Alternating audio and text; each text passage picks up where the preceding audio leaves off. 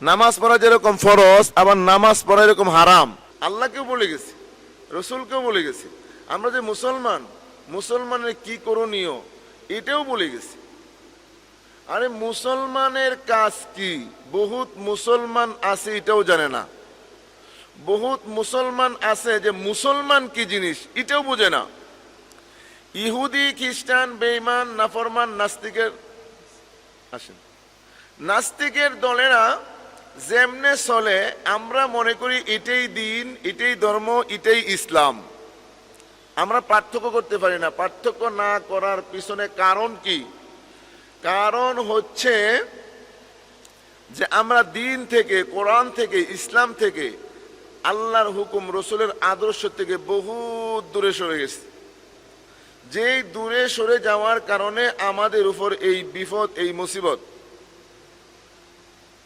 বহুত মানুষ দেখবেন, এই যে শুক্রবার, শুধু শুক্রবার আজকে 201 গম্বুজ মসজিদে নামাজ জমা হইতেছে এটাই না? প্রত্যেকটা মহল্লায় মহল্লায়, পাড়ায় পাড়ায় মসজিদ আছে না নাই?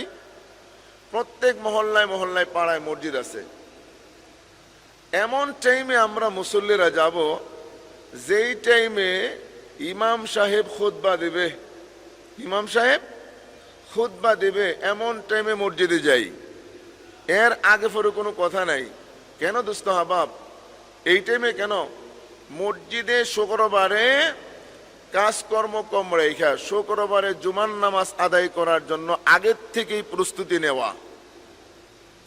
আগের থেকে যে ব্যক্তি প্রস্তুতি নেবে জুমার নামাজের জন্য, যেই ব্যক্তি নিজের হাত পায়ে নখ কাটলো, মুখ ছাটাইলো, জেরানাব বগলে তল পরিষ্কার করলো, কাপড় চোপড় পরিষ্কার করলো, নবী আলাইহিস সালাম বলেন, তুমি জুমা পড়ার জন্য তুমি সাজাইতেছো নিজেকে। আর আল্লাহ পাক রব্বুল আলামিন ফিরিস্তাকে বলে, ও ফিরিস্তা, আমার এই বান্দার জন্য তার গুনাহের আমল নামাত থেকে গুনাহগুলি দুইয়া মুইসা আস্তে আস্তে পরিষ্কার করতে থাকো। আমি শরীর পরিষ্কার করলাম, জুমার নামাজ পড়বো, আর ফিরিস্তারা আল্লাহ পাকের হুকুমে আমল নামাত থেকে গুনাহগুলি পরিষ্কার করে। আর যখন মসজিদ দিকে রওনা হয়ে গেলাম, প্রত্যেকটা কদমের বিনিময়ে আল্লাহ পাক রব্বুল আলামিন একটা করে গুনাহ মাফ করে দেয়, একটা করে গুনাহ মাফ করে দেয়। আর প্রত্যেকটা কদমের বিনিময়ে এক একটা নেকি আল্লাহ পাক আমলনামায় দান করেন। আমরা মসজিদে আসতেছি ঠিক, কিন্তু জীবনে এটা খেয়াল করি নাই যে আমি কদমটা দিলাম, আমার একটা গুনাহ মাফ হবে, একটা কদম বাড়াইলাম, একটা নেকি পাবো, এটা খেয়াল করি নাই। যে কোনো কাজ, এই কাজগুলি যদি আমরা লাভ ফজিলত যায় না করতাম, ওটার দিকে দিল মন আরো বেশি ধাবিত হইতো, আগ্রহ পয়দা হইতো, ওই কাজটা কইরা আত্মতৃপ্তি মানে মজা পাওয়া যাইত। আমরা তো এটা করতে চাই না। অনেক সময় দেখছেন মানুষজন আসছে মসজিদে, চার দোকানে বসা, শুধু এখানের কথা বলতেছি না, সব জায়গায় একই হালত। আর এমন টাইমে আমরা মসজিদে ঢুকবো, মসজিদে ঢুকে দেখি মানুষেরা, অনেক সময় মানুষেরা বসা, মুসল্লিরা বসা। ভালো করে কথা কয়, একটা কথা গুরুত্ব দিয়ে শোনার চেষ্টা করবেন, যে অল্প সময় যেহেতু কথা হবে, কিছু কথা শুনবো আমলের নিয়তে। যদি আমার জীবনে এই ভুলগুলি থাকে, এই ভুলগুলি শুধরানোর চেষ্টা করব। আর যদি মানার মতো হয়, মানার চেষ্টা করব। এই যে মসজিদে আমরা আসি, আইসে কি করি? অনেকে সামনে বসি না, পিছনে বসি, অথবা অনেকে মানুষজন বসে গেছে, আমি আসছি পরে, এখন সামনে আসতে হবে আমার, মানুষের ফাঁকা দিয়া, ধাক্কা ধাক্কা চাপা দিয়া আমি সামনের দিকে যাই। এরকম দেখছেন আপনারা কোথাও? এই যে এটা কাজ করলাম, এটা কতটুকু আমার জন্য উচিত, সঠিক না বেঠিক, সওয়াব না গুনাহ জানা নাই। মসজিদে যে যেখানে বসে গেছে ওই জায়গাটা তার জন্য বরাদ্দ হয়েছে, এখন তাকে এখান থেকে উঠায় দেওয়া যাবে না। উঠায় দিয়ে আরেকজন ওখানে বসে নামাজ পড়বে, এটা জায়েজ নাই। শুধু জায়েজ নাই না, নবী আলাইহিস সালাম এই ব্যাপারে কঠোর হুঁশিয়ারি সংকেত দিচ্ছেন। এবং কিছু মানুষ দেখবেন মসজিদে খুতবা শুরু হয়ে গেছে, খুতবার টাইমে আয়েশা এমন টাইমে আসছে, আয়েশা কো সুন্নতের মুআক্কাদা 4 রাকাত কাবলা জুমা এটা তোমার পড়তে হবে, সেজন্য এইদিকে খুতবা চলে বারান্দায় না তো ফিলারের আড়ালে 4 রাকাত নামাজের নিয়ত করে ফেলাইছে। এই খুতবার টাইমে নামাজটা পড়া জায়েজ না না জায়েজ, সওয়াব না গুনাহ, কোনোদিন কোনো আলেমকে জিজ্ঞাসা করলাম না, কোনো ইমাম সাহেবকে জিজ্ঞাসা করলাম না যে হুজুর এই টাইমে নামাজটা পড়া যাবে কিনা। নামাজ পড়া যেরকম ফরজ, আবার নামাজ পড়া এরকম হারাম। জায়েজ কোনটা না জায়েজ, কোনটা হালাল কোনটা হারাম, কোনটা বৈধ কোনটা অবৈধ, কোনটা সঠিক কোনটা বেঠিক, কোন কাজ করলে জাহান্নাম কোন কাজ করলে জান্নাত, এই জিনিসগুলি আমার আপনার জানা প্রত্যেকটা মুসলমানের উপর ফরজ। আজকে যদি মুসলমান, প্রত্যেকটা মুসলমান তার প্রয়োজনের তাগিদে যতটুকু ইলম শিখলে তার শরীয়ত এবং কোরআন সুন্নাহ মোতাবেক জীবনকে পরিচালনা করতে পারে, এতটুকু ইলম যদি শিখতো তো মানুষের মধ্যে আজকে ভেদাভেদ থাকতো না, এই সমস্যা থাকতো না, দলাদলি থাকতো না, কারো পিছনে কেউ কথা বলার কোনো সুযোগ থাকতো না। কিন্তু আমরা ওই ইলিমের পিছনে দৌড়াই না, একটা কথা একজনের কাছে শুনলাম ওটার পিছনে দৌড়াই। এই জন্য আমরা যদি ভুল করে থাকি তাহলে আমাদের বাচ্চারা এদের যে জীবনের ভুল না হয়। কেমনে? হুজুর আমি তো দিন শিখি নাই, কোরআন শিখি নাই, মাসে শিখি নাই। আপনি শিখেন নাই, ছোটবেলায় আপনার বাচ্চাকে শিখে দিয়ে দিন, আপনার বাচ্চাদেরকে শিখে আনেন, তাদের জীবন সুন্দর হবে, সুখময় হবে, শরীয়ত সম্মতভাবে কোরআন নিজের জীবনকে পরিচালনা করতে পারবে। যে কথা বলতেছিলাম, মসজিদে আসলে মানুষের সামনে ধাক্কা ধাক্কায় যাওয়া এটা গুনাহ না সওয়াব, জিনিসটা ভালো করে বুঝবেন। আমরা মসজিদে আজানের নামাজের টাইমে, জুমার টাইমে আজান কয়বার হয়?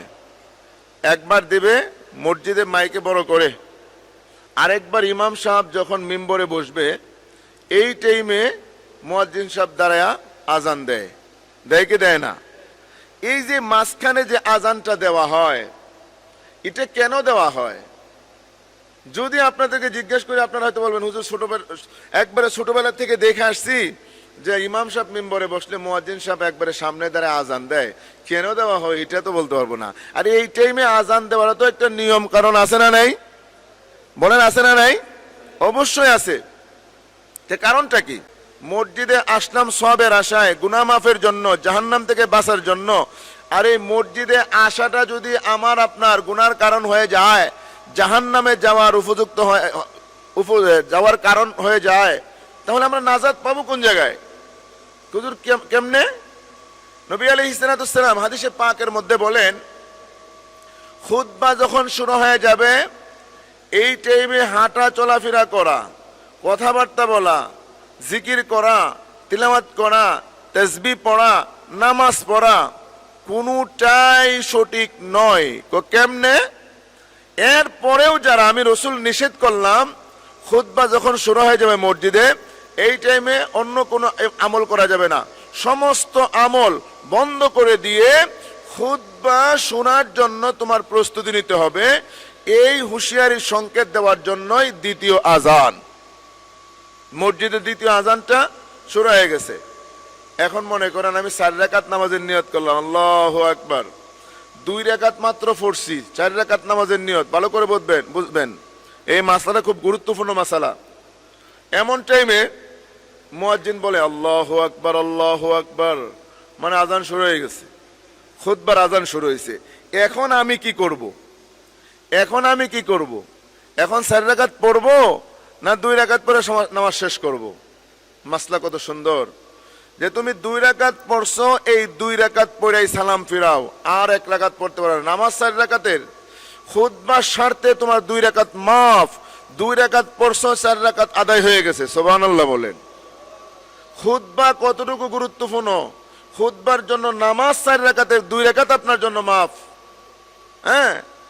আর এই খুতবার টাইমে যেহেতু নামাজ চলে না, খুতবার টাইমে আমি কথা বলতে পারবো? বলেন।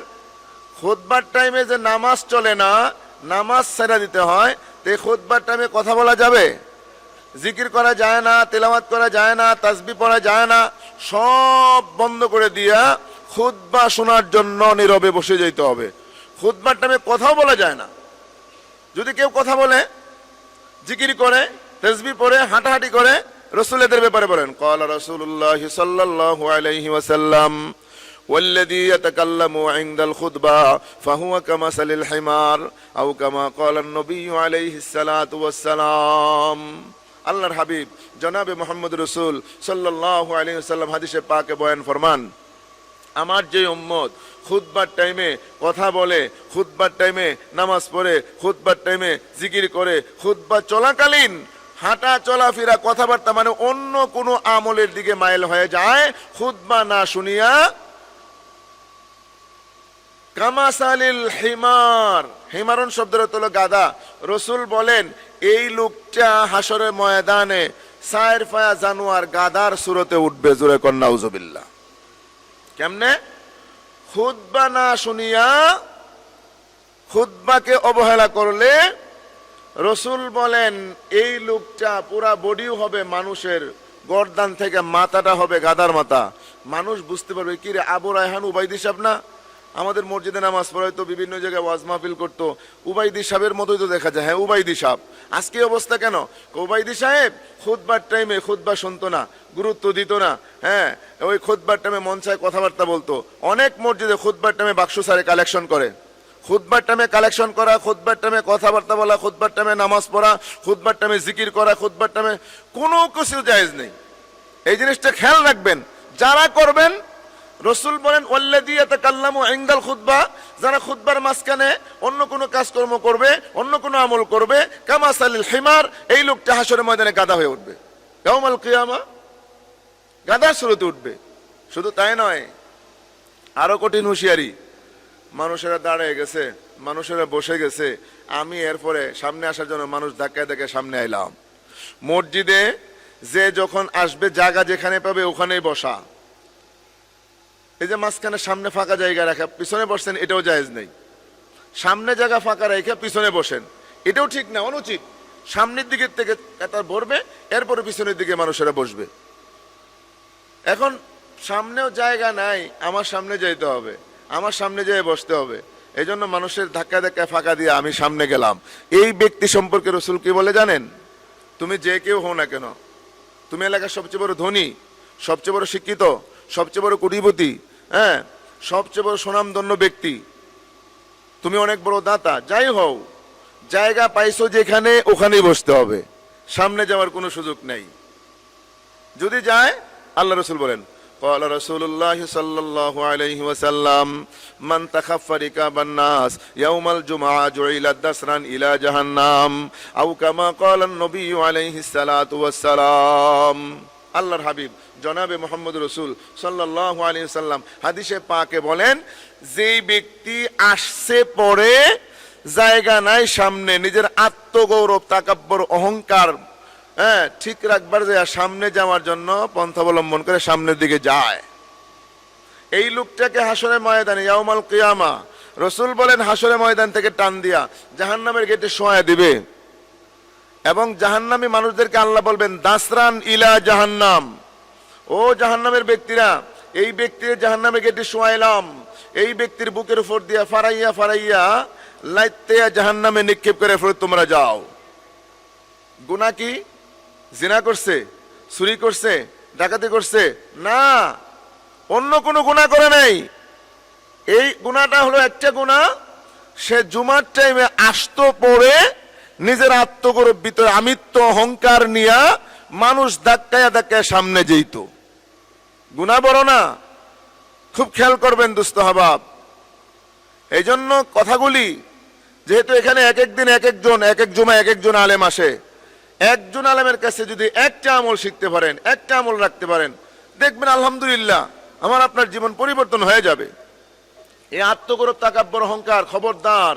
আমি কিছু একটা, আমার চেয়ে বড় হাফেজ নাই, আমার চেয়ে বড় আলেম নাই, আমার চেয়ে বড় মুফতি নাই, আমার চেয়ে বড় মুহাদ্দিস নাই, আমার চেয়ে বড় বক্তা নাই, আমার চেয়ে বড় ধনী নাই, আমার চেয়ে বড় প্রভাবশালী নাই, আমার চেয়ে বড় ক্ষমতাশালী কেউ নাই। এই যে আমি আমি আমি, এই রকম যার দিলের মধ্যে থাকবে, রাসূল বলেন এই লোকটাও হাসরের ময়দানে লাঞ্ছিত, অপমানিত, বেইজ্জতি হয়ে উঠবে। আহা, কেমনে উঠবে? রাসূল বলেন ক্বালা রাসূলুল্লাহ সাল্লাল্লাহু আলাইহি ওয়াসাল্লাম আল মুতাকাব্বিরুনা ইউহশারুনা ইয়াউমাল কিয়ামা আও কামা ক্বালা নবী আলাইহিস সালাতু ওয়াস সালাম। আল্লাহর হাবিব জনাবে মুহাম্মদ রাসূল সাল্লাল্লাহু আলাইহি ওয়াসাল্লাম বলেন, যেই ব্যক্তির মধ্যে এরকম আত্মগৌরব তাকাব্বর অহংকার নিয়ে জমিনে চলাফেরা করে, ইউহশারুন ইয়াউমাল কিয়ামা, কিয়ামতের ময়দানে লাঞ্ছিত অপমানিত বেইজ্জতি মানে ইউহশারুন ফিফরার সূরতে আল্লাহ পাক উঠাবে, ফিফরার সূরতে হাসরের ময়দানে তুলবে। এই আত্মগৌরব দিলের থেকে বের করতে হবে দোস্ত। হুজুর আত্মগৌরব তাকাব্বর অহংকার কেমনে চলে যায়? রসুলের কিছু সুন্নতের উপর আমল করেন, এই আত্মগৌরব থাকবে না। হ্যাঁ, আপনার দিলটা সাদা সিধা হয়ে যাবে, একবারে আল্লাহ এবং আল্লাহর রসুলকে রাজি খুশি করার মতো দিল হয়ে যাবে। কেমনে? রসুলের প্রথম সুন্নতটা ধরেন না। রসুলের প্রথম সুন্নত কি? রসুল বলেন, কোন মুসলমান তোমার সাথে সাক্ষাৎ হয়ে গেছে, সে কি এটা দেখার দরকার নাই। সে একজন রিক্সাওয়ালা, সে একজন মুসি, সে একজন জেলে, সে একজন গরিব, সে একজন দিন মজুর, আর তুমি আছো কোটিপতি, কোনো সমস্যা নেই। একজন মুসলমানের সাথে সাক্ষাৎ হয়েছে, তো এখানে একটা কাজ করো। কি কাজ? আল্লাহ রসুল শিখিয়ে দিলেন, ক্বালা রাসূলুল্লাহ সাল্লাল্লাহু আলাইহি ওয়াসাল্লাম আসসালামু কাবলাল কালাম আও কামা ক্বালা নবী আলাইহিস সালাতু ওয়াস সালাম। আল্লাহর হাবিব জনাবে মুহাম্মদ রাসূল সাল্লাল্লাহু আলাইহি ওয়াসাল্লাম হাদিসে পাকের মধ্যে বয়ান করেন, আমার উম্মত শোনো, একজন মুসলমানের সাথে যখন তোমার সাক্ষাৎ হয়ে যাইবে, ওই ব্যক্তিকে আগে ভালো মন্দ এবং জিজ্ঞাসাবাদ করার কোনো প্রয়োজন নাই। সর্বপ্রথম তুমি তার সাথে কি করবা? সালামের বিনিময় করবা। তাকে আগে সালাম দাও, আসসালামু আলাইকুম, আগে সালাম দাও কাবলাল কালাম। এরপরে তুমি তার ভালো মন্দ জিজ্ঞাসা করবে, এর আগে নয়। প্রথমে সালাম, আসসালামু আলাইকুম, এই কথা বললাম। সাহাবায়ে কেরাম বলে, ইয়া রাসূলুল্লাহ, আমি যদি কাউকে সালাম দিলাম, কোনো মুসলমানকে যদি আমি সালাম দেই, আমার জন্য কোনো লাভ আছে কিনা, সওয়াব আছে কিনা? আল্লাহর হাবিব অন্য হাদিসে পাকের মধ্যে বলেন, হ্যাঁ, কোনো মুসলমানকে যদি তুমি সালাম দাও, এর দ্বারা ফায়দা আছে। কি ফায়দা? আল্লাহর হাবিব বলেন, ক্বালা রাসূলুল্লাহ সাল্লাল্লাহু আলাইহি ওয়াসাল্লাম আল বাদিউ বিসসালাম বারিউম মিনাল কিবির। আল্লাহ রাসূল বলে, যে ব্যক্তি সর্বপ্রথম কোনো মুসলমানকে সালাম দেয়, কোনো মুসলমানকে সালাম দিল, আল্লাহর হাবিব জনাবে মুহাম্মদ রাসূল সাল্লাল্লাহু আলাইহি ওয়াসাল্লাম বলে দেয়, এই ব্যক্তি আত্মগৌরব তাকাব্বর অহংকার থেকে পবিত্র হয়ে যায়। আগে যে সালাম দিল, তার দিল থেকে অহংকার, আত্মগৌরব তাকাব্বর, আল্লাহ পাক এই দুই ব্যক্তির অন্তর থেকে কি না অহংকার সব দিয়ে মুছে সাফ করে দুইজনের অন্তর পবিত্র বানায়া দেয়। দুইজনের অন্তর পবিত্র হয়ে যায় সালামের দ্বারা। শুধু তাই নয়, এই সালামটা কত বড় সওয়াব, এই সালামটা, ও দোস্ত আহবাব, দেখেন না এই সালামটা কত বড় গুরুত্বপূর্ণ একটা আমল। এটা একবারে মামুলি যদিও সাধারণ, কিন্তু এটার লাভ ফজিলত কত বেশি, এটা তো আমরা মিয়া গুরুত্ব দেই না। নবী আলাইহিস সালাতু ওয়াস সালাম বলে দেয়, সর্বপ্রথম যেই ব্যক্তি কাউকে সালাম দেয়, এই ব্যক্তির লাভ বেশি। আমরা তো সালাম নিতে চাই, সালাম আমরা দিতে চাই না। আমরা তো সালাম মানুষকে দিতে চাই না, শুধু সালাম নিতে চাই। বরং আল্লাহর হাবিব বলেন, ক্বালা রাসূলুল্লাহ সাল্লাল্লাহু আলাইহি ওয়াসাল্লাম ইন্না আউওয়ালান নাস বিল্লাহি মান বাদা বিসসালাম। যেই ব্যক্তি সর্বপ্রথম মানুষকে সালাম দেয়, আল্লাহ পাক রব্বুল আলামিনের রহমতের চাদর দিয়া এই ব্যক্তিকে হাসরের ময়দানে থেকে চাদর দিয়া বেষ্টনী জান্নাতের গেট পর্যন্ত পৌঁছায় দিবে। আল্লাহর রহমতের চাদর দিয়া বেষ্টনী দেয় সর্বপ্রথম সালাম দিলে। কিন্তু আমরা তো সালাম দিতে চাই না, সালাম নিতে চাই। কেমনে সালাম দেব? সালাম তো আমরা এই জন্য দিতে চাই না, আমি তার চেয়ে বড় আলেম, আমি তার চেয়ে বড় ধনী, সে হলো রিক্সাওয়ালা, আমি হইলাম এলাকার কোটিপতি, সেজন্য আমি তো ওই ব্যক্তির সালাম দিতে পারি না। বরং মিয়া রসুলের আদর্শ শিখেন না। আল্লাহ রসুল যখন কোনো সময় বের হইতেন, রাস্তায় যদি ছোট ছোট বাচ্চারা থাকতো, আমরা তো অনেক সময় মনে করি বড় মানুষ ছোট মানুষকে সালাম দিবে না, ছোট মানুষ বড় মানুষকে সালাম দিবে। ইমাম সাহেব কি করবে? মুসল্লিরা মুয়াজ্জিনকে দিবে, মুয়াজ্জিন ইমাম সাহেবকে দিবে, ইমাম সাহেব খতিব সাহেবকে দিবে, মেম্বার চেয়ারম্যানকে সালাম দিবে, চেয়ারম্যান এমপি সাহেবকে সালাম দিবে, এমপি সাহেব মন্ত্রীকে সালাম দিবে, মন্ত্রী প্রধানমন্ত্রী রাষ্ট্রপতিকে দিবে। এটা আমাদের ধারণা না দোস্ত আহবাব, এরকম না। বরং নবী আলাইহিস সালাতু ওয়াস সালাম যখন বের হইতেন, قال رسول الله صلى الله عليه وسلم مر على غلمان فسلم عليهم او كما قال النبي عليه الصلاه والسلام। আল্লাহর হাবিব জনাবে মুহাম্মদ রাসূল সাল্লাল্লাহু আলাইহি ওয়াসাল্লাম যখন বের হইতেন, ছোট ছোট 5 থেকে 6 বছরের বাচ্চারা যখন সামনে পড়ে যাইত, আল্লাহ রাসূল এই সমস্ত ছোট ছোট বাচ্চাদেরকে সালাম দিত। তাহলে বোঝা গেল মিয়া, ছোট বাচ্চাদেরকে রাসূল যদি সালাম দিতে পারে, আপনি আর আমি সালাম দিলে সমস্যাটা কি হয়? বরং এটা উম্মতের জন্য শিক্ষা। তুমি বাবা হয়েছো, তোমার সন্তানকে তুমি সালাম দাও, তুমি স্বামী বিবিকে সালাম দাও, তুমি এলাকার জনপ্রতিনিধি সাধারণ পাবলিককে তুমি সালাম দাও, তুমি খতিব সাহেব মুসল্লিদেরকে সালাম দাও। এই সালামের দ্বারা তোমার আত্মগৌরব তাকাব্বুর অহংকারটা তোমার অন্তর পবিত্র হয়ে যাবে, আল্লাহ পাক অন্তর পবিত্র করে দিবে। শুধু এটাই নয়, নবী আলাইহিস সালাম বলেন এই আদর্শ যদি তোমার মধ্যে থাকে আল্লাহ পাক রব্বুল আলামিন দুনিয়াতেও ইজ্জত দিবে, হাসরে মিজানে ফুলসিরাতে ইজ্জত দিয়ে আখির তাক জান্নাতের গেট পর্যন্ত পৌঁছাবে। জোরে কোন সুবহানাল্লাহ। হ্যাঁ, সালামের গুরুত্ব আমাদের মধ্যে নাই। আল্লাহর হাবিব অন্য আরেক হাদিসে পাকের মধ্যে বলে তিনটা আমল যারা করবা আমি রাসূল বলে দিলাম ওই লোকগুলা জান্নাতে যাওয়ার জন্য সহজ হয়ে যাবে, নাজাত তত সহজ হবে। নাজাত একেবারে সহজ কেমনে হয়? আল্লাহর হাবিব বলেন ক্বালা রাসূলুল্লাহি সাল্লাল্লাহু আলাইহি ওয়াসাল্লাম উ'বুদুর রহমান ওয়া আত'ইমুত তুআম ওয়া আফশুস সালাম ফাদখালাল জান্নাতা বিসালাম। আল্লাহর হাবিব বলেন এক নাম্বার হলো উ'বুদুর রহমান, আল্লাহর গোলাম বনে যাও। আল্লাহর গোলাম বনার মধ্যে আমি আল্লাহর যত হুকুম আছে এইগুলি তুমি পালন করো, নবীর তরিকা অনুযায়ী, নবী আলাইহিস সালামের আদর্শ অনুযায়ী আল্লাহর গোলাম বনে যাও। এক নাম্বার হলো আল্লাহর গোলাম বনো। দুই নম্বর হলো আত'ইমুত তুআম, আল্লাহর বান্দাদেরকে মাঝে মাঝে খানা খাওয়াও, গরিব মিসকিন এতিম অসহায় যদি পাও এদেরকে খানা খাওয়াও, আত্মীয় স্বজন পাড়া প্রতিবেশী যারা আছে এদেরকেও খানা খাওয়াও। ও মিয়া, তোমার আত্মীয় স্বজন অনেক আছে, গরিব আছে, তুমি অনেক ধনী মানুষ, কিন্তু তোমার আত্মীয়র মধ্যে এমন গরিব আছে তারা কারো কাছে কিছু চাইতেও পারে না, খাইতেও পারে না। এদেরকে খুঁজা তুমি তাদের হক আদায় করো, ওই সমস্ত মানুষদেরকে কিছু তুমি কি করো, সাহায্য সহযোগিতা করো। নবী আলাইহিস সালাম বলেন ওয়া আত'ইমুত তুআম, বান্দাদেরকে খানা খাওয়াও। তিন নম্বর হলো ওয়া আফশুস সালাম, মানুষকে বেশি বেশি সালাম দাও। নিজের মধ্যে সালামের প্রচলনটা বেশি করো, মানুষকে বেশি বেশি সালাম দাও। এখন সালাম দেই না, সালাম নেওয়ার জন্য কৌশল। ফাদখালাল জান্নাতা বিসালাম, রাসূল বলেন এই তিনটা আমল যদি করো, একটা হলো আল্লাহর গোলাম বনে গেছো, দুই নম্বর মানুষদেরকে আল্লাহর বান্দাদেরকে খানা খাওয়াও, তিন নম্বর হলো মানুষকে বেশি বেশি সালাম দাও। রাসূল বলেন ফাদখালাল জান্নাতা বিসালাম, এই ব্যক্তি জান্নাতে যাওয়া তার নাজাতটা একেবারে সহজ করে দিবেন আল্লাহ, নাজাত সহজ। শুধু তাই নয়, নবী আলাইহিস সালাম অন্য আরেক হাদিসে পাকের মধ্যে বয়ান ফরমান আমার উম্মত শোনো, দৈনিক আমার যে উম্মত 20 জন মুসলমানকে সালাম দিবে। কয়জন বলেন? 20 জন মুসলমানকে সালাম দিতে পারবে, এই ব্যক্তির জন্য সুসংবাদ শুনিয়া যাও। ও দোস্ত হাবাব, দৈনিক 20 জন মুসলমানের সাথে সাক্ষাৎ হয় না। আপনি বাড়ির থেকে বের হইলেন, দোকানে যাবেন, দোকানে যাওয়ার আগেই দেখবেন 20 জন মানুষের সাথে সাক্ষাৎ হয়ে গেছে। আর প্রত্যেকটা মানুষকে যদি আপনি সালাম দেন আসসালামু আলাইকুম ওয়া রাহমাতুল্লাহ, আসসালামু আলাইকুম, টাকা লাগবে, পয়সা লাগবে, আপনার কোনো কষ্ট নেই, টাকাও খরচ হয় না, পয়সাও খরচ হয় না। নবী আলাইহিস সালাম বলেন আমার যে উম্মত দৈনিক 20 জন মুসলমানকে সালাম দিবে, ক্বালা রাসূলুল্লাহি সাল্লাল্লাহু আলাইহি ওয়াসাল্লাম মান সাল্লামা আলা 20 রাজুলান মিনাল মুসলিমিনা ফি ইয়াউমিন জামাআতান আও ফুরাদা সুম্মা মাতা মিন ইয়াউমিহি যালিকা ওয়াজাবাত লাহুল জান্নাত ওয়া ফি লাইলাতিন মিসলু যালিক। আল্লাহর হাবিব বলে আমার যে উম্মত দৈনিক 20 জন মুসলমানকে সালাম দিবে, একসাথে 20 জন হোক বা আলাদা আলাদা একজন হোক, দিনে হোক বা রাত্রে হোক, ঘটনাক্রমে লোকটা যদি ওই দিন মারা যায়, পয়গম্বর আলাইহিস সালাম বলেন আল্লাহ পাক এই ব্যক্তির জন্য জান্নাত ওয়াজিব ঘোষণা করে দেয়। সুবহানাল্লাহ। ও মিয়া, আমি বলি নাই, আল্লাহর হাবিব জনাবে মুহাম্মদ রাসূল সাল্লাল্লাহু আলাইহি ওয়াসাল্লাম হাদিসে পাকের মধ্যে বলছেন। এই জন্য দোস্ত আহবাব, কিয়ামত পর্যন্ত উলামা ইকরাম যেই কথাগুলি বলবে, হয়তো কোনোটা আল্লাহ পাক রব্বুল আলামিনের কথা, নয়তো কোনোটা নবী আলাইহিস সালামের কথা। এই জন্য উলামা ইকরামের কথা শুই না নিজের জীবনে বাস্তবায়ন করবেন, নাজাত পাওয়া সহজ হয়ে যাবে।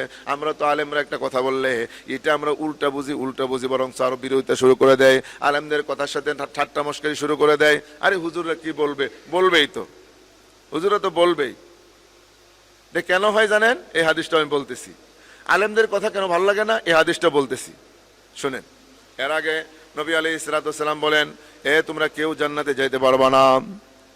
রাসূল সবাইকে বলতেছেন লা তাদখুলুল জান্নাতা, তোমরা কেউ জান্নাতে যাইতে পারবা না হাত্তা তুমিনু, যতক্ষণ পর্যন্ত মুমিন না হইবা।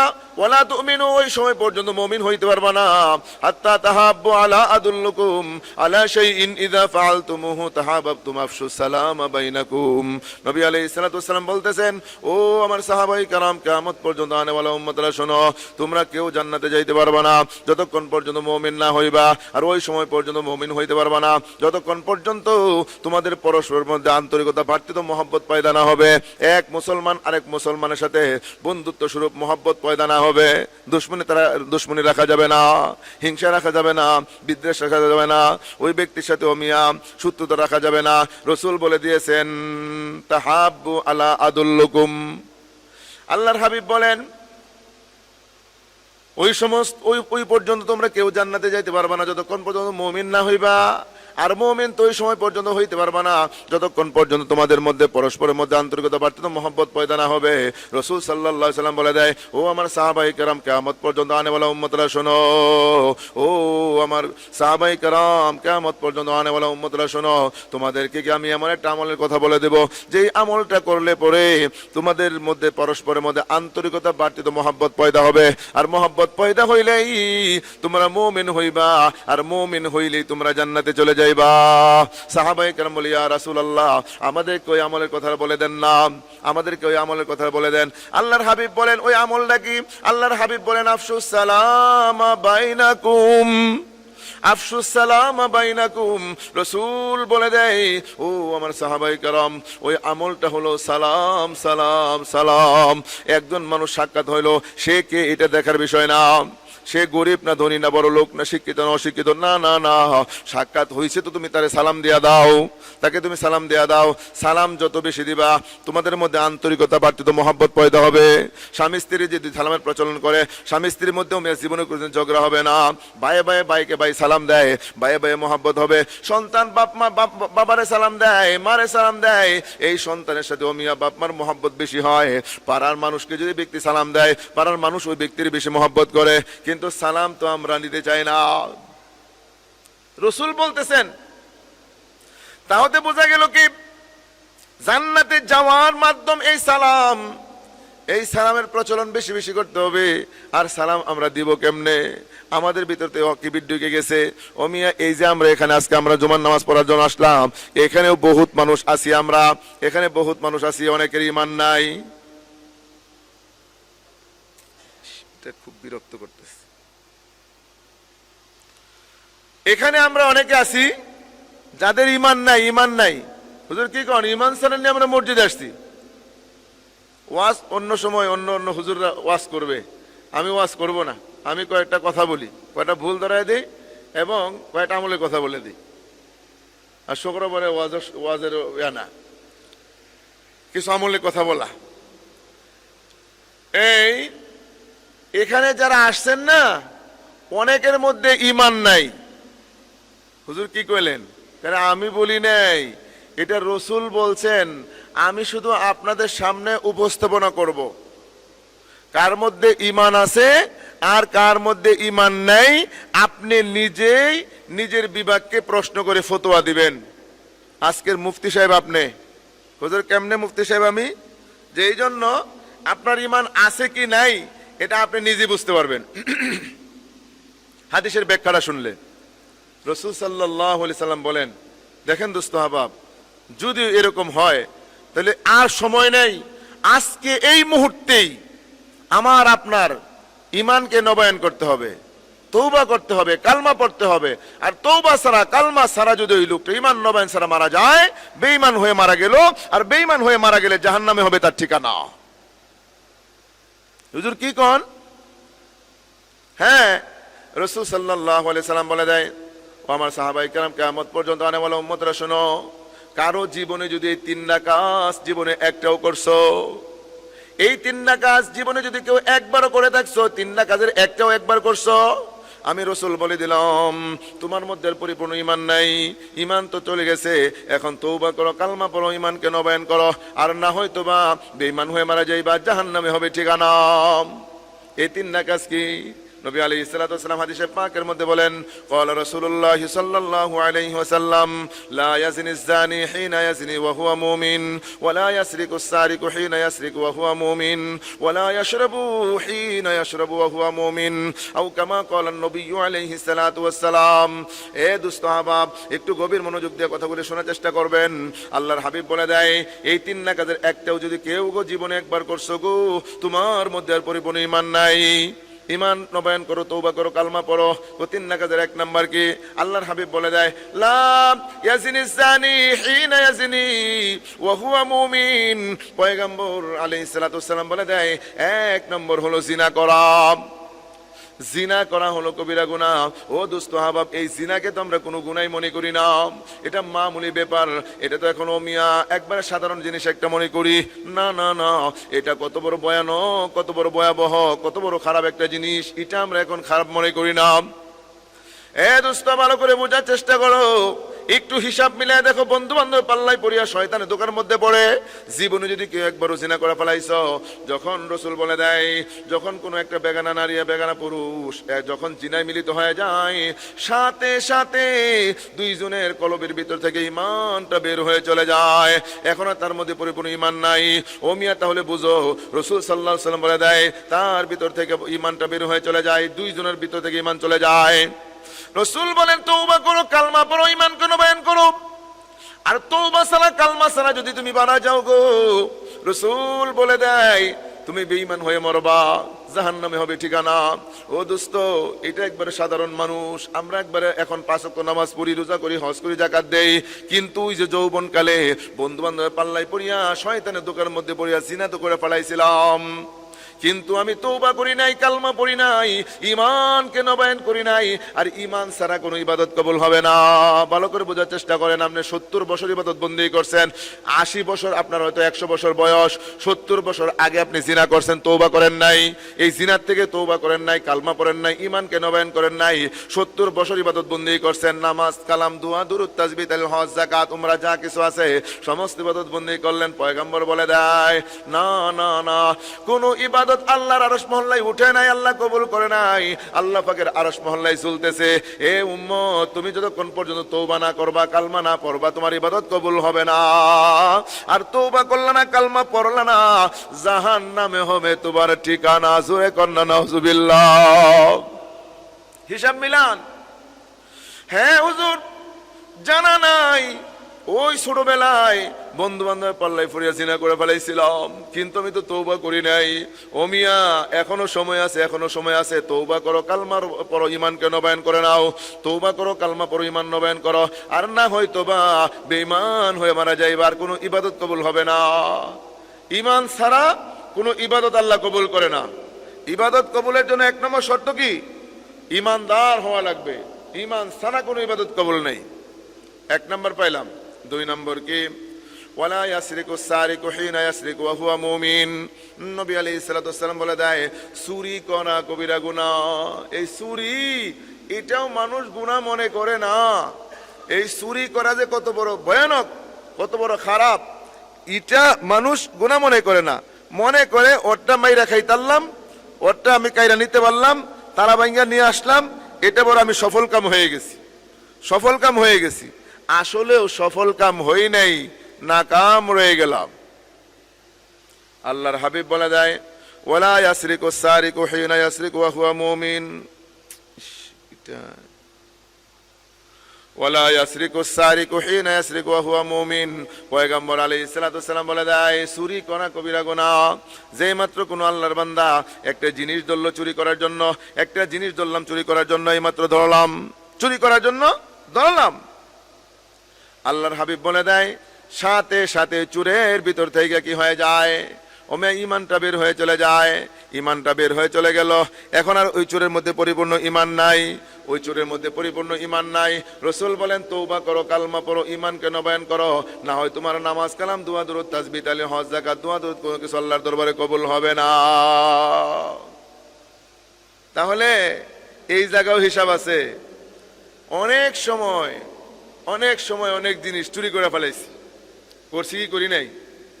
যাইতেছি, গাছের মধ্যে কাঁঠাল একটা ফাঁকা, গাছ কার, মালিকের দরকার নাই, কাঁঠাল পাকছে তো মনে করে এটা নিজের গাছ, এ গাছের কাঁঠাল পেড়ে নিয়ে খাইছি, এরকম আছে না নাই?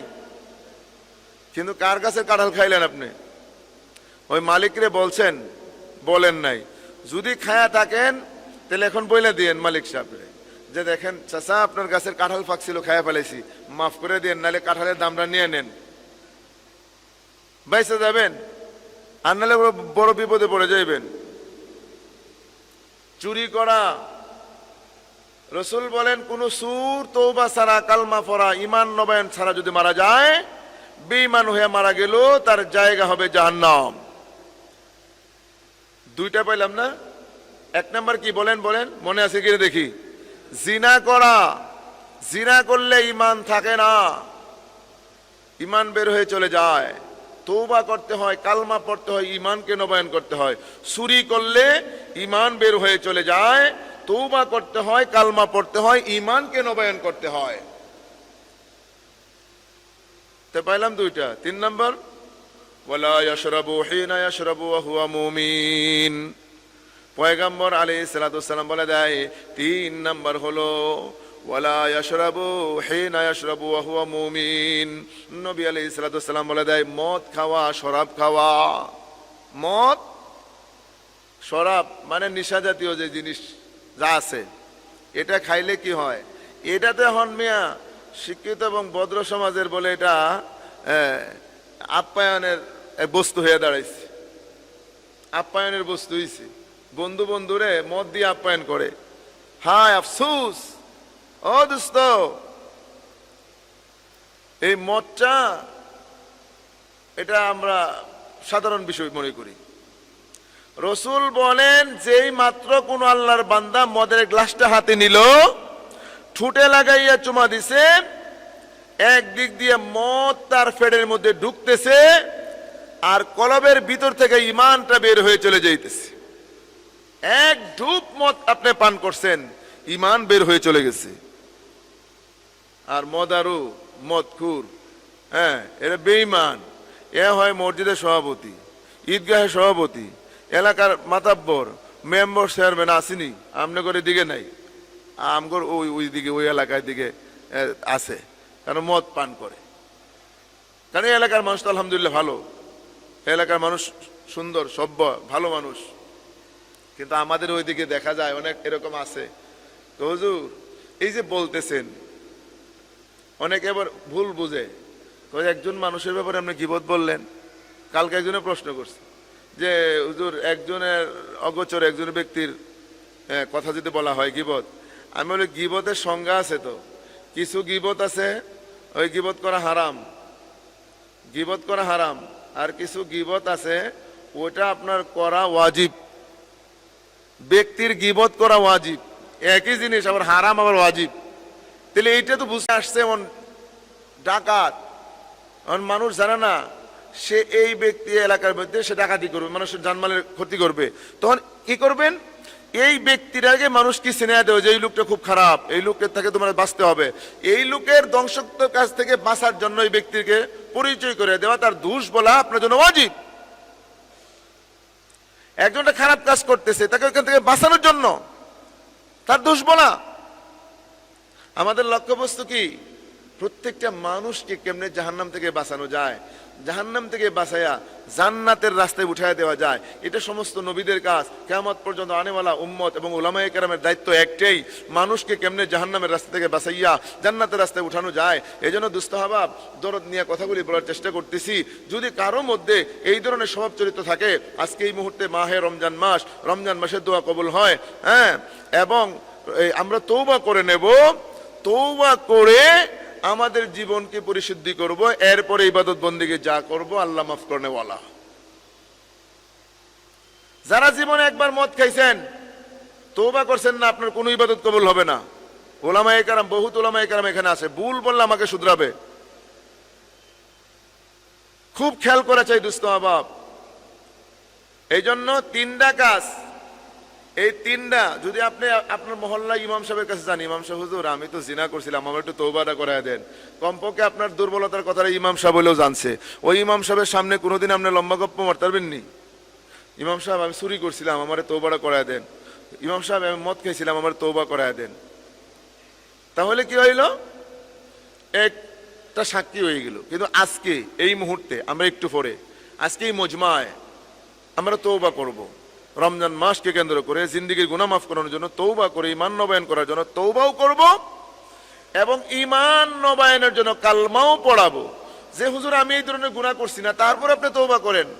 তওবা করলে কি হয়? আপনার মর্যাদা বৃদ্ধি পায়, আল্লাহর নিকটবর্তী হওয়া যায়। যে যত বেশি তওবা করবে আল্লাহ তার দোয়া তত বেশি কবুল করবেন। তওবা ইস্তেগফার বেশি বেশি পড়ার চেষ্টা করব আমরা।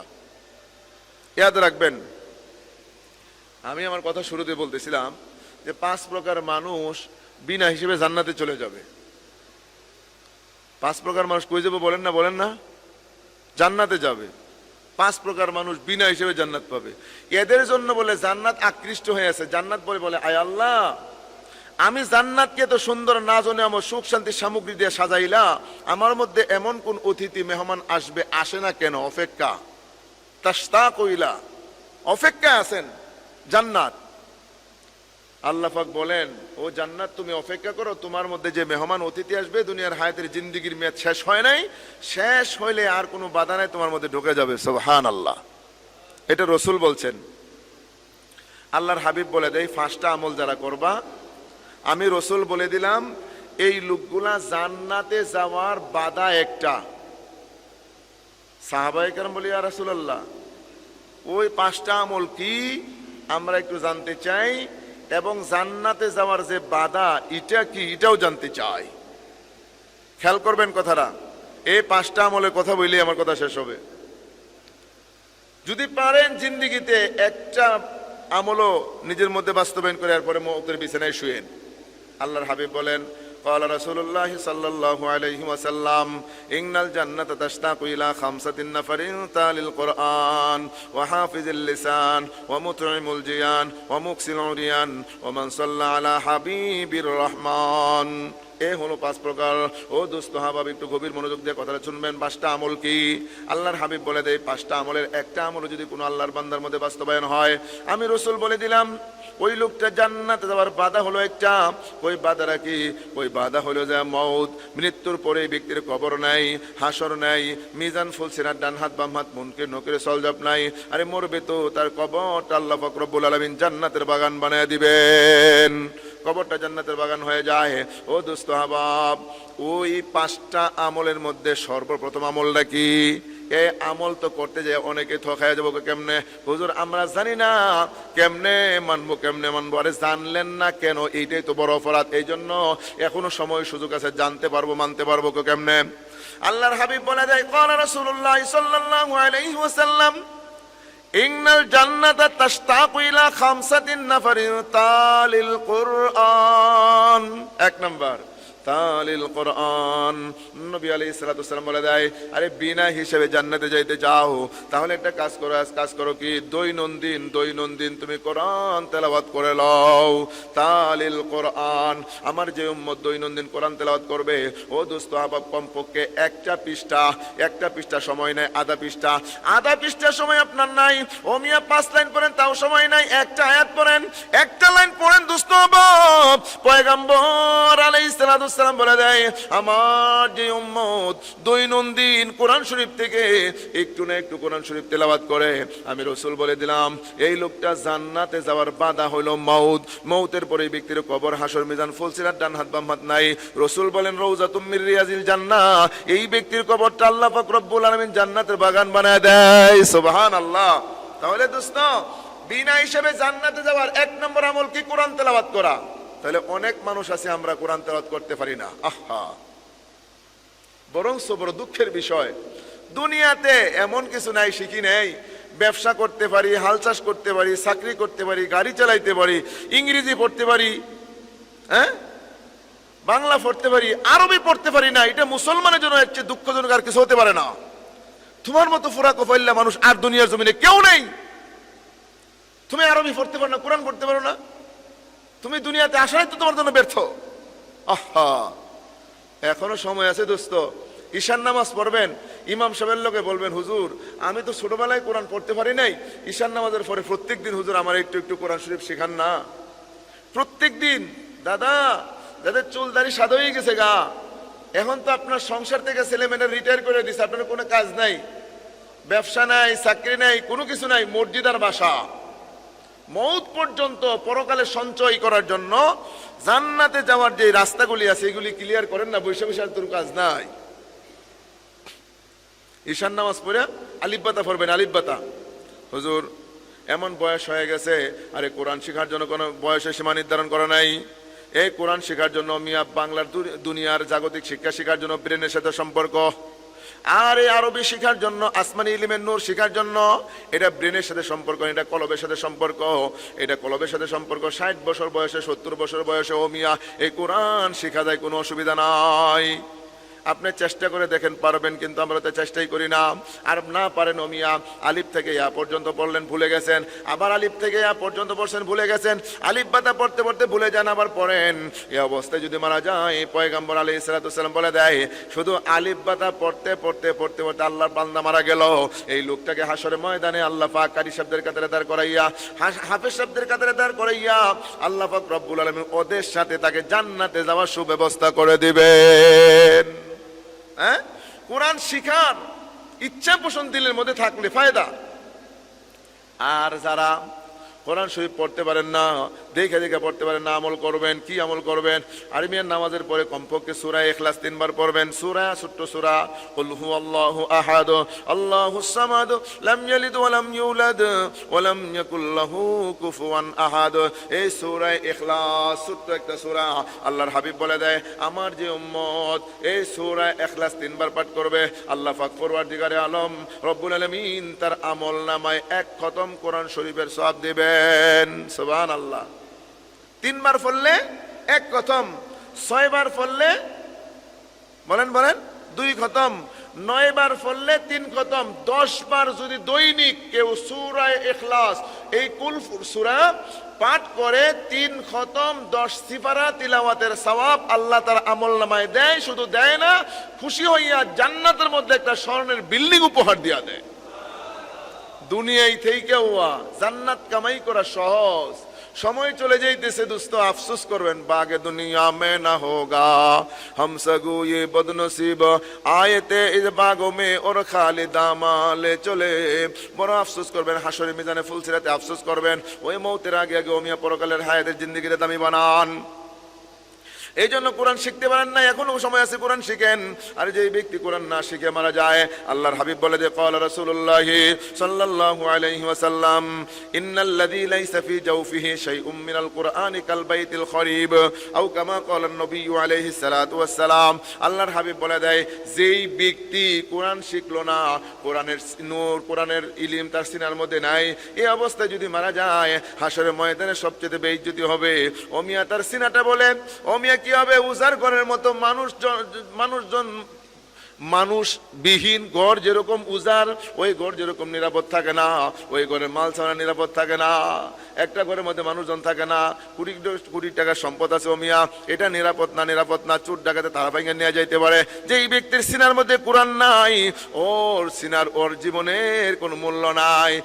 ও মিয়া এই যেরকম তালার যেরকম মূল্য নাই, মানুষবিহীন ওই ঘরের মূল্য নাই, আর ও মিয়া কোরআনবিহীন তার সিনার মূল্য নাই, জাহান্নামে যাওয়া লাগতে পারে। এই জন্য দোস্ত আমরা কি করব? কোরআনটা শিখবো তো ইনশাল্লাহ। বলেন শিখবো তো ইনশাল্লাহ। যারা পারেন দৈনন্দিন তেলাওয়াত করব। যারা তেলাওয়াত পারেন তাদের ব্যাপারে আমার দাবি হলো দৈনিক পড়ব। আর যারা পড়তেই পারি না, তারা শিখার নিয়তে ইমাম সাহেবদের সাথে সম্পর্ক করে মসজিদে বসে আমরা কোরআন শেখার চেষ্টা করব। আল্লাহর হাবিব বলে দেয়, ওমিয়া কোরআন শিখলে যে কি মজা, কি লাভ। হুজুর কি লাভ, কি মজা? যেই ব্যক্তি কোরআন তেলাওয়াত করতে পারে ওই ব্যক্তির কাছে যায় একটু জিজ্ঞাসা করেন না, হুজুর আপনি যে কোরআন তেলাওয়াত করেন এটার মধ্যে কি লাভ, কি মজা? আরে মিয়া শুধু মজা নয়, পয়গম্বর আলাইহিস সালাতু ওয়াস সালাম বলে দেয়, পৃথিবীর মধ্যে আল্লাহর কাছে সবচাইতে দামি, সবচাইতে সম্মানী, সবচাইতে প্রিয় ব্যক্তি কে জানেন? আমরা তো মনে করি আমি বুঝি আল্লাহর কাছে প্রিয়। হ্যাঁ, মনে করি না আমি বুঝি আল্লাহর কাছে প্রিয়, ওই আমলটা করলে আল্লাহর কাছে প্রিয় না। রাসূল সাল্লাল্লাহু আলাইহি ওয়াসাল্লাম কি বলেন? ক্বালা রাসূলুল্লাহ সাল্লাল্লাহু আলাইহি ওয়াসাল্লাম খায়রুকুম মান তাআল্লামাল কুরআনা ওয়া আল্লামা আও কামা ক্বালা নবী আলাইহিস সালাতু ওয়াস সালাম। আল্লাহর হাবিব জনাবে মুহাম্মদ রাসূল সাল্লাল্লাহু আলাইহি ওয়াসাল্লাম হাদিসে পাকের মধ্যে বয়ান করেন, আমার উম্মত শুনো, তোমাদের মাঝখানে আল্লাহর কাছে সবচেয়ে দামি এবং সম্মানী প্রিয় ব্যক্তিকে জানো? না না না, জানি না। যেই ব্যক্তি কোরআন শিখে আর যেই ব্যক্তি কোরআন শিখায় তারাই বলে আল্লাহর কাছে সবচেয়ে দামি ব্যক্তি। সুবহানাল্লাহ কইতেন না?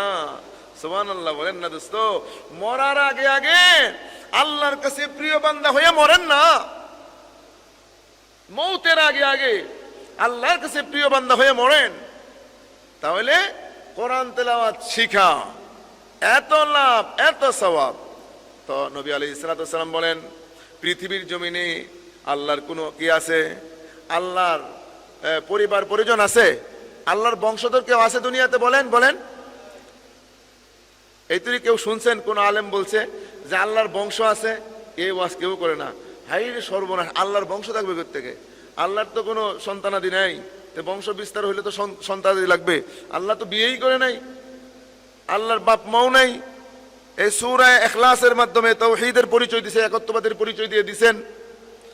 আবার নবী আলাইহিস সালাতু ওয়াস সালাম বয়ান করতেছেন, ও সাহাবীরা, সাহাবায়ে কেরাম শোনো, দুনিয়াতে আল্লাহর পরিবার আছে, আল্লাহর বংশ আছে, আহলে আওয়াল আছে। তাহলে আল্লাহ বলল নাই, রসুল বলতেছেন আছে। এই আয়াতের সাথে হাদিসের তাকরার সাংঘর্ষ হয়ে যায় না? মুখালেফাত হয়, কিন্তু আসলেও মুখালেফাত না। কারা ওরা? দেখেন আল্লাহর পরিবারের অন্তর্ভুক্ত কারা, আল্লাহর প্রিয় ব্যক্তি কারা, খাস কারা? রসুল বলেন, ক্বালা রাসূলুল্লাহ সাল্লাল্লাহু আলাইহি ওয়াসাল্লাম, আহলুল কোরআন আহলুল্লাহ ওয়া খাসাতুহু। আল্লাহর হাবিব বলে দেয়, আহলুল কোরআন মানে কি? যেই ব্যক্তি কোরআন তেলাওয়াত শিখলো, কোরআন তেলাওয়াত করে, এরা হলো আহলে কোরআন। এই আহলে কোরআন যারা, আল্লাহর রসুল বলে দেয়, যারা কোরআন ওয়ালা, কোরআন শিখে, কোরআন সিনার মধ্যে ঢুকায়, কোরআন তেলাওয়াত করে, ওয়া খাসাতুহু, এরা হলো আল্লাহর ফ্যামিলির অন্তর্ভুক্ত খাস ব্যক্তি, আল্লাহর পরিবারের অন্তর্ভুক্ত খাস বান্দা। জোরে কোন না সুবহানাল্লাহ। তাহলে ও মিয়া, আল্লাহর ফ্যামিলির অন্তর্ভুক্তের খাস বান্দা হইতে গেলে কোরআন ছাড়া বিকল্প নাই, কোরআনের বিকল্প নাই। কোরআন ধরো দোস্ত আমার, কোরআন মতো জীবন করো, কোরআন মতো তোমার জীবনকে পরিচালনা করো, লাভটা কি হবে? হাসরের ময়দানে নবী আলাইহিস সালাতু ওয়াস সালাম বলে দেয়, আল্লাহ পাক ডাক দিবে ওই সমস্ত বান্দাদেরকে, ওদেরকে ডাক দিবে যারা দুনিয়ার জমিনে কোরআন তেলাওয়াত শিখছে, যারা দুনিয়ার জমিনে কোরআন তেলাওয়াত করে।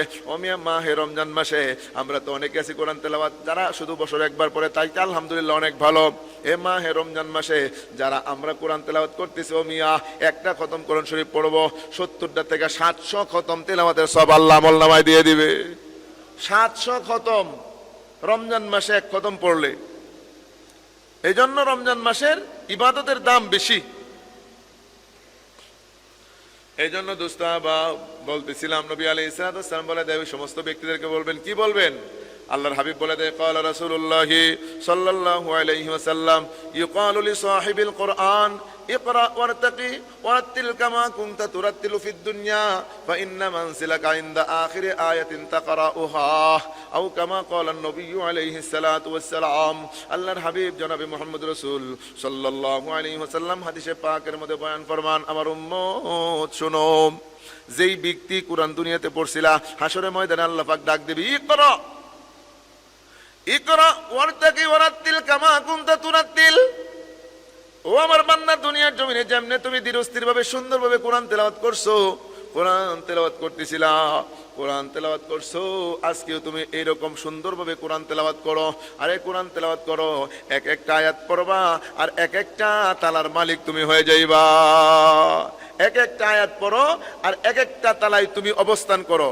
যেই জায়গায় তোমার কোরআন তেলাওয়াত শেষ হবে, ওই জায়গায় হবে তোমার জান্নাতের ঠিকানা। তাহলে জান্নাতের বিল্ডিং এর, প্রাসাদের মালিক হওয়ার জন্য এই কোরআনের বিকল্প নাই। আরেকটা হাদিস নবী আলাইহিস সালাতু ওয়াস সালাম বলেন, ক্বালা রাসূলুল্লাহ সাল্লাল্লাহু আলাইহি ওয়াসাল্লাম, মান কারা আল কুরআনা ফাস্তাজহারাহু ফাআহলা হালালাহু ওয়া হাররামা হারামাহু আদখালাহুল্লাহুল জান্নাহ ওয়া শাফাআহু আশরাতিন মিন আহলি বাইতিহি কুল্লুহুম কাদ ওয়াজাবাত লাহুন নার। পয়গম্বর আলাইহিস সালাতু ওয়াস সালাম বলে দেয়, যেই ব্যক্তি কোরআন শিখছে, কোরআন তেলাওয়াত করছে, কোরআন মতো জীবন করছে, কোরআনের পাকের মধ্যে আল্লাহ যেটা হালাল বলছে হালাল জানা গ্রহণ করছে, যেটা হারাম বলেছে হারাম জানিয়া বর্জন করছে, এইভাবে জীবন যাপন করছে, রাসূল বলে দেয় আদখালাহুল্লাহুল জান্নাহ, এ বান্দা যাও, তোমার জন্য আমি আল্লাহ জান্নাত দিয়ে দিলাম। বান্দা বলে জান্নাতের দিকে দৌড় মারবে, এমন টাইমে আল্লাহ কয় দাঁড়াও, যাও কই? আল্লাহ দুনিয়ার জমিনে জান্নাতের কথা শুনছি, নাজনামতের কথা শুনছি, সুখ শান্তির কথা শুনছি, দেখি নাই তো, এই জন্য শোনার পরে মনে হয়েছিল একটু তাড়াতাড়ি যাই দেখবো। আল্লাহ বলছে ঠিক আছে, জান্নাতে যাইবে কথা ঠিক আছে, আমি তোমার একটা পুরস্কার দিতে চাই, পুরস্কারটা নিবা না?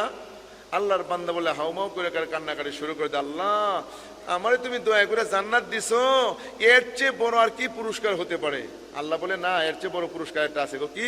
কই যে নাও, ফরওয়ান একটা দিয়ে দিছে, কই এটার মধ্যে 10টা অপশন আছে, 10টা অপশনের মধ্যে 10টা নাম লিখতে পারবা। কাদের? জান্নাতে গেলা, সুখ শান্তি সব পাইলা, তোমার মারে পাও নাই, তোমার বাবারে পাও নাই, আত্মীয় স্বজন আপনজন কেউ নেই, ও জান্নাতে যায় তোমার সুখ লাগবে না, তখন তুমি কি করো? ওই এখানে 10টা নাম লেখো, আশরাতিন মিন আহলি বাইতিহি কুল্লুহুম কাদ ওয়াজাবাত লাহুন নার, যাদের জন্য জাহান্নামের আগুন ওয়াজিব হয়ে গেছে, দুনিয়ার জমিনে অন্যায় অপরাধ করতে করতে জাহান্নাম ওয়াজিব হয়ে গেছে, জাহান্নামের ফেরেশতারা টাইনা শিকল লাগায় টাইনা জাহান্নামে নিয়ে যায়। এইরকম 10 জন মানুষকে তুমি সুপারিশ করিয়া জান্নাতে নেওয়ার পারমিশন আমি আল্লাহ দিয়ে দিলাম। এটার মধ্যে নাম লেখো, এটার মধ্যে নাম লেখো, 10টা নাম লেখিয়া যাকে মনে চায় 10 জন মানুষকে নিয়ে জান্নাতে চলে যাও। সুবহানাল্লাহ। ও দোস্ত, এই জন্য কোরআন শিখেন। যেই বাড়িতে কোরআন তেলাওয়াত হয় ওই বাড়িতে আল্লাহর গজব আসে না, মুসিবত আসে না। হ্যাঁ, তারপরে কি রোগ বালা মুসিবত হয় না। কিন্তু আমরা তো তেলাওয়াত করি না, শিখছি কোরআন শরীফ, তেলাওয়াত করি না। রাসূল বলেন হ্যাঁ, যে এই জন্য কোরআন তেলাওয়াত শিখছো, কোরআন তেলাওয়াত করো। আমরা যে কথাটা বলছিলাম যে 3টা কাজের তওবা করব, তাই না? বলছিলাম না? এখন আমরা তওবাটা করে নেই, তওবাটা করে নেব। এই জন্য দোস্ত হাবাব, রমজান মাসে নিজের মনটাকে নরম বানিয়ে দেব। কারো অন্যায় করবো না, অবিচার করবো না, কারো গালি দিব না, ওজনে মাফে কম দেব না, কারো ঠকাবো না, কারো গীবত বলবো না। তারপরে সিয়ামের অর্থ একাধিক। আমরা শুধু পানাহারটা বন্ধ রাখি, এটা মনে করি রোজা।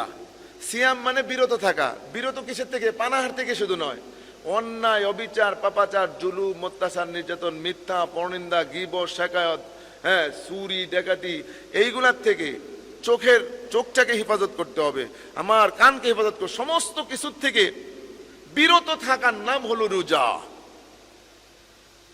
এইভাবে রোজাটা আমরা যদি পরিপূর্ণ করি, এই রোজার বদলা আল্লাহ বলেন যে রোজা একমাত্র আমি মাওলার জন্য, আমি আল্লাহর জন্য, আর এটার বদলা আমি আল্লাহ নিজে দেব। কি দেব? এটা আমি আল্লাহ নিজে। সুবহানাল্লাহ। আল্লাহরে পাইতে গেলে রোজা রাখেন দোস্ত আবাব, আল্লাহরে পাইতে গেলে রোজা রাখেন। আমরা তওবা ইস্তেগফারটা পড়ে নেই, বাকি জীবন আমরা এই গুনাহ করব না, আল্লাহর কাছে ওয়াদা দিতে পারবো ইনশাআল্লাহ। যদি ওইরকম নিয়ত করে এই মুহূর্তে তওবা করেন, রাসূল বলে দে বান্দা যখন তওবা করে তার জীবনে ওই গুনাহটা জীবনে কোনোদিন করেই নেই, আল্লাহ এরকম ভাবে মাফ করে দেয়। যেই গুনাহ করছেন এই গুনাহ থেকে যদি তওবা করেন, তে আল্লাহ পাক ওইভাবে বান্দাকে মাফ করে, সে যে কোনোদিন এই গুনাহটাই করেই নেই। এই জন্য আমরা এরকম ভাবে নিজের মনটাকে পুরা খালেস করে এই গুনাহ থেকে পবিত্র হওয়ার জন্য তওবা করে নেন।